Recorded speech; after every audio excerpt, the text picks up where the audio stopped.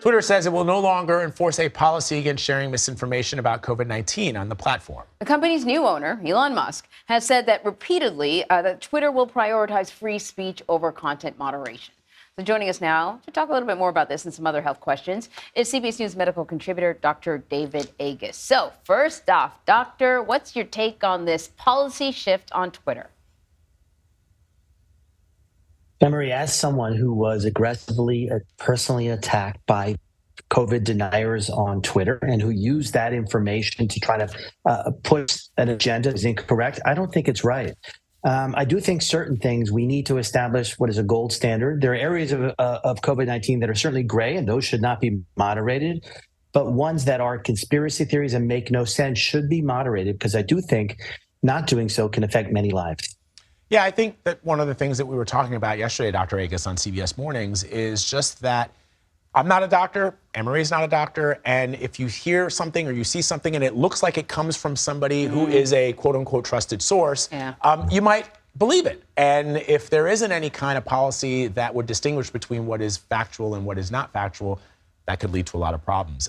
Meanwhile, the FDA has indicated it might be changing its policy on gay and bisexual men giving blood. This is huge. This is big news, Dr. Agus. What's your take? Yeah, I mean, so the policy came about because after sex with somebody with HIV, there's a 7 to 10-day window where they cannot test positive and they can potentially transmit the virus. And so because of that, there was an entire ban on anybody who is gay initially for donating blood. So the FDA switching to an individual policy, that is, people who are monogamous with one partner, obviously are remarkably low risk and should be able to donate blood, rather than individuals who have multiple partners in a recent time period probably are higher risk. So going to an individual risk rather than a sexual orientation class-based risk makes all the sense in the world. Yeah. So really quickly, let's talk about, throw a couple of public questions at you. This, I think, is really interesting. This one comes from a parent of a 16-year-old girl.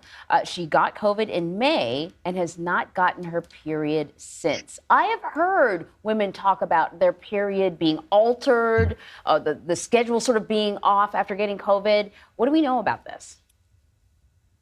So it's a very important point. And what we know, and it's not just unique to COVID, any major stressor will affect, especially a young girl's period. So stress raises certain hormones in the body that can affect the period. So, you know, if you lost a lot of weight, if you got very sick from any illness, if your dog died or grandma died, then it can affect your period for a significant period of time. There's no question that many people, COVID-19 vaccination or the infection, the same, can actually be as a stress and can delay a period for a certain period of time. In every case, it will resume to normal periods. It will not affect long-term fertility at all. Dr. Agus, this is an age-old question. The person that asked this question wants to know if, because they are traveling this weekend, should they get a booster before they go? To me, it's a no-brainer, right? I mean, this COVID booster broadens immunity, and most people are many months out from their last booster. And now with the changing virus, getting an Omicron-specific booster, BA4 and 5 works.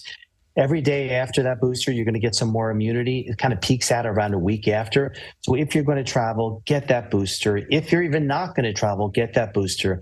It really makes sense. All right, Dr. David Agus, thank you.